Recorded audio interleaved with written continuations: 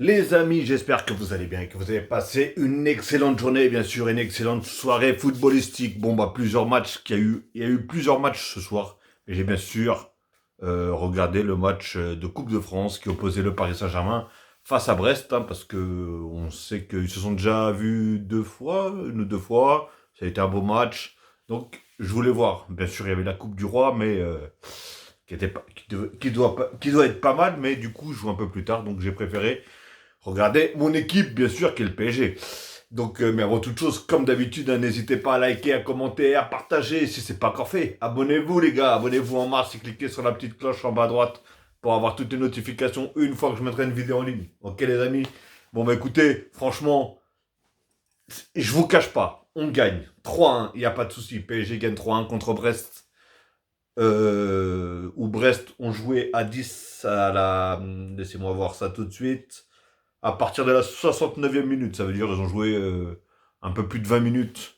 Un peu plus de 20 minutes à 10. Mais, encore une fois, pour moi, c'est un PSG. Ok, ils ont gagné 3-1. Ok, il y a eu quand même de belles choses hein, qui m'ont remonté limite un peu le moral. Mais il y a encore des choses qui ne vont pas du tout. Faut pas oublier que la Champions League arrive à grands pas. À grands pas. Et Paris est inquiétant. Les gars, on joue contre Brest. Bon, ok, ils sont troisième du championnat, il n'y a pas de souci. Mais encore une fois, on gagne 2-0. Alors avec une première mi-temps qui n'est pas non plus extraordinaire de Paris. Hein. Surtout que eux, ils ont eu de très bonnes occasions. Euh, une barre, je crois, ou ouais, une barre ou un poteau, je me rappelle plus. Un très bel arrêt de Donnarumma en première mi-temps. Faut pas oublier tout ça non plus. Et ça aurait pu changer énormément la donne. Mais on a eu de la chance déjà de marquer le premier but suite à une erreur défensive de Brest. Où voilà, récupération de Dembélé. Je crois que c'est Zaire Emery qui met à Mbappé. Et Mbappé marque. Hein. Voilà. Mais encore une fois, c'est pas une construction. Pour moi, personnellement, c'est une erreur de défense. Hein. Il s'est fait choper la balle. Bref, on va pas parler de ça. Mais ce que je vais parler surtout, hein, je vais commencer à parler, allez, joueur par joueur. Donnarumma, rien à dire. Franchement, Donnarumma, rien à dire. Bon, j'avoue, sur la tête, je sais même pas si on aurait pu faire quelque chose sur le but brestois. Mais sinon, voilà, il t'a sorti pas mal d'arrêts. Il commence de plus en plus à m'inspirer un peu confiance parce que il y a eu un moment, je te cache pas que la confiance a commencé un petit peu à partir. Hein. Il commençait vraiment à m'inspirer pas du tout confiance.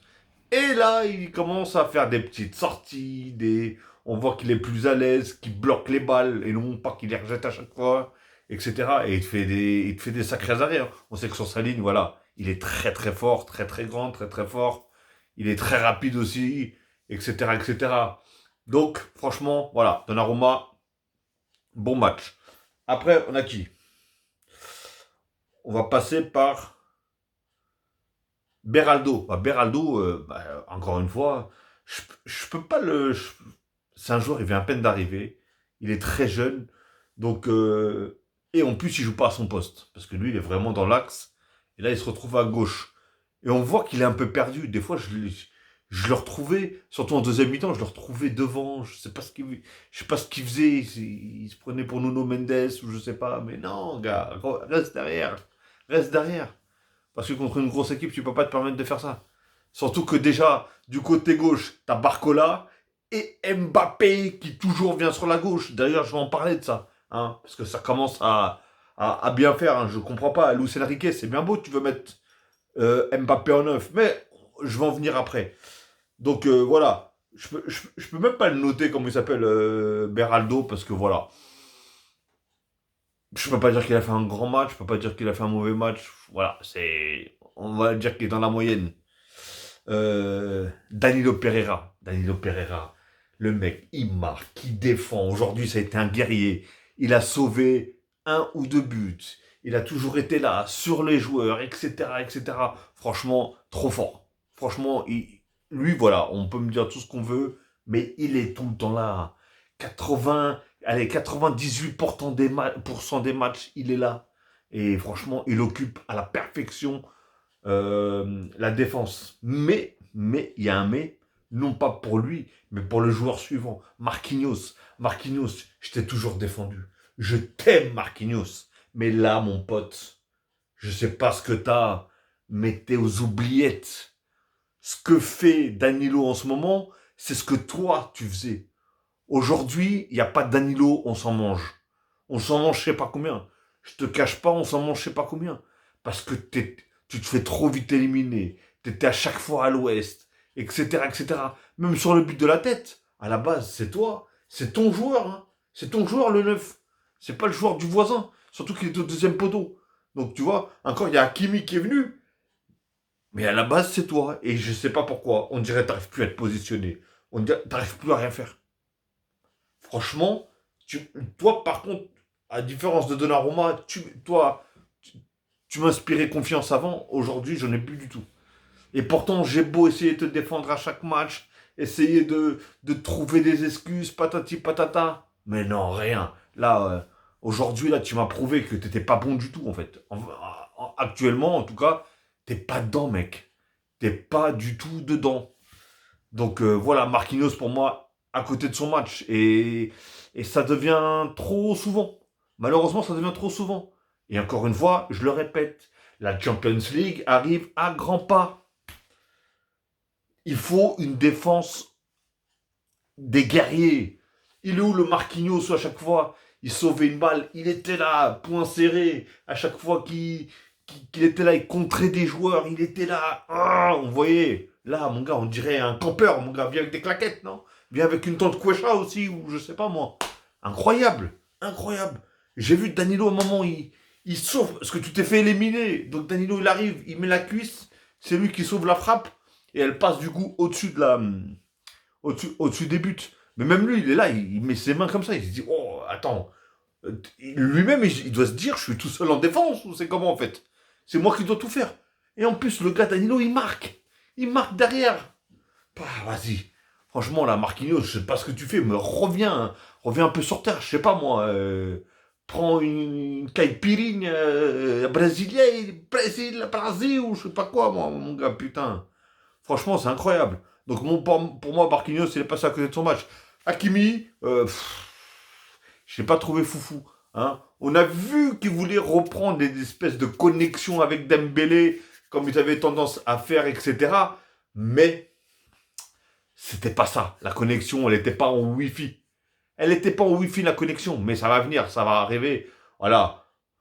Il revient de la CAN. Je pense qu'il est encore sous le choc hein, de l'élimination. En plus, si je me trompe pas, parce que moi, je vous cache pas, j'ai pas regardé la CAN, mais si j'ai bien compris, je crois que c'est lui qui a raté un penalty, qui a fait perdre ou éliminer ou je sais pas quoi. C'est à cause de lui, je crois qu'ils sont pas partis en, ils sont pas qualifiés. Enfin bref, c'est un truc comme ça. Donc voilà, je pense que ça doit le trotter dans la tête parce qu'on voyait qu'il avait un visage assez ferme, même quand tu le voyais et tout. Il rigolait pas trop, il était pas, on dirait qu'il était pas trop dedans, mais voilà, j'ai confiance en lui. J'ai vu à un moment, il met une sacrée accélération sur quand Dembélé, il est parti sur son côté droit. Pfiou, j'ai vu il a fait un appel, mais après on connaît Dembélé, hein. Un passement par-ci, un passement par-là, un passement par-ci, un passement par-là. Enfin bref. Donc voilà, Hakimi, je peux pas dire qu'il a fait un mauvais match, mais je peux pas dire non plus qu'il a fait un grand, grand match. Après, on a Zaïre Emery. Bah, Zaïre Emery, par contre, je l'ai pas trouvé en fait. Il était pas là en fait. J'ai pas trouvé le Zaïre Emery qui prend le ballon, prend des décisions, casse des lignes, casse des reins, casse tout ce qui a sur son chemin. Je l'ai pas vu là en fait. Je l'ai pas trouvé personnellement. Donc voilà, lui aussi je lui mettrai une petite moyenne, réellement. Après on a Fabien Ruiz, ça va, franchement ça va.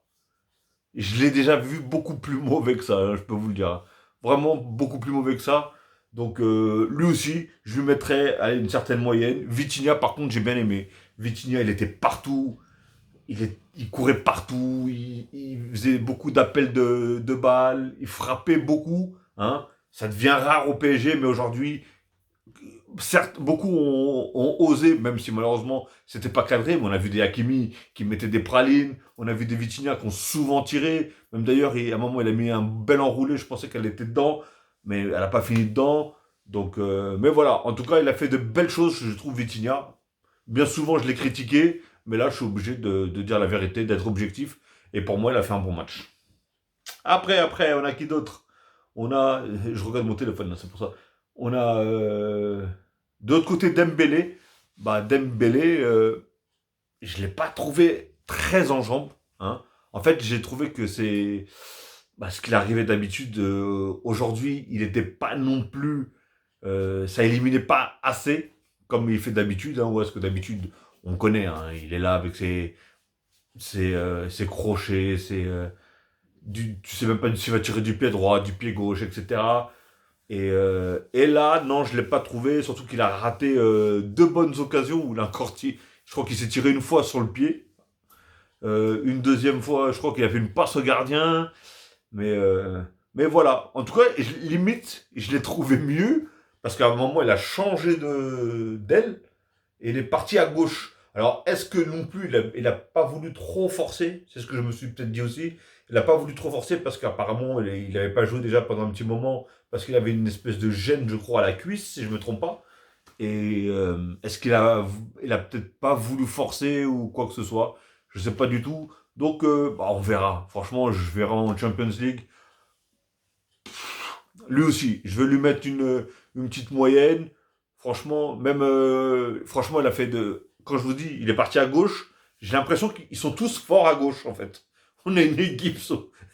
Barcola à gauche, il est très fort. Mbappé à gauche, il est très fort. Je vois Dembélé, il va à gauche, il fait ce qui à la base fait à droite.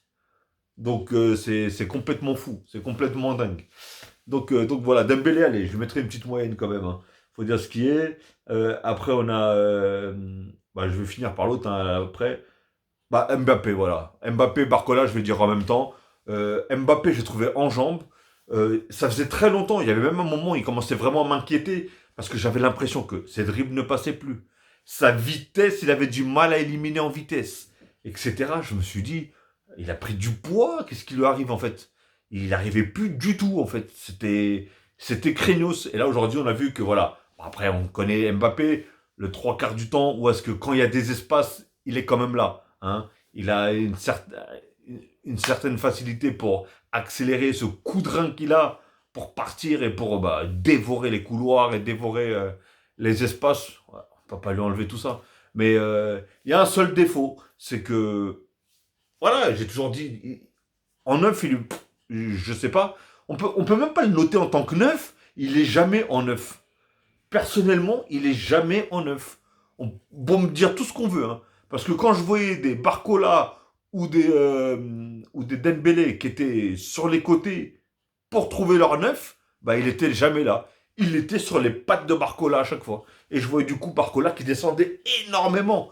Donc je ne comprenais plus quelle était la tactique exactement du PSG. Mais pour moi, Barcola, il ne jouait pas attaquant aujourd'hui, hein. Pour moi, il ne jouait pas à gauche, hein. Pour moi, c'était Mbappé qui jouait à gauche, c'était pas Barcola. Et il n'y avait toujours pas de neuf. Ça m'a rendu fou.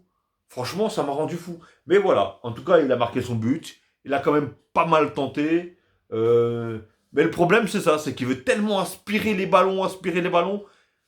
C'est inquiétant. Franchement, ça, ce genre de choses, c'est inquiétant. Personnellement, parce que, bah voilà, hein, c'est pas pour parler mal de lui, mais par exemple, on voit un CR7 où dans chaque équipe, par exemple dans l'équipe du Portugal, il veut tellement aspirer le ballon que les autres sur les côtés, je sais pas, ils arrivent pas à trouver leur propre jeu, tu vois, parce qu'ils se disent, on est obligé de le passer à. Et ben là, c'est la même chose. Là, on voit que limite, quand ils voient, comment il s'appelle, Mbappé, ils sont obligés de tout de suite lui mettre. Même si Barcola, j'avoue que de temps en temps, il tente quand même. J'ai vu un moment où il tentait, il a tenté un dribble, etc. Mais voilà, je l'ai trouvé, je l'ai, pour moi, il pouvait pas exploiter son aile comme il l'exploitait en temps normal. Tout simplement. Franchement, tout simplement. Donc, j'espère en tout cas que, on va rectifier ça, hein. Parce que t'as des neufs, t'as des joueurs qui peuvent jouer neuf. T'as déjà Ramos qui d'ailleurs a marqué son petit but. Je pense que ça lui a fait du bien et ça lui a fait plaisir parce qu'avec le très peu de temps de jeu qu'il a, hein, voilà, faut se poser les bonnes questions, hein, parce que on laisse beaucoup de temps à Kolo Muani. J'ai rien contre lui encore une fois. Comme je le dis, c'est peut-être un très bon joueur. C'est pas un joueur que je connais énormément. Ça peut être un très bon joueur, mais il passe beaucoup à côté. Il manque pas énormément par rapport à son temps de jeu qu'il a, parce qu'il a peut-être autant de buts. Je sais pas, hein, je dis ça comme ça, mais il a peut-être autant de buts que comment il s'appelle que Ramos, alors que Ramos il joue des 3 5 minutes de ceci, cela. Là, aujourd'hui, comment il s'appelle, Kolo Muani, il n'a pas joué, parce que je crois qu'il était malade ou un truc comme ça.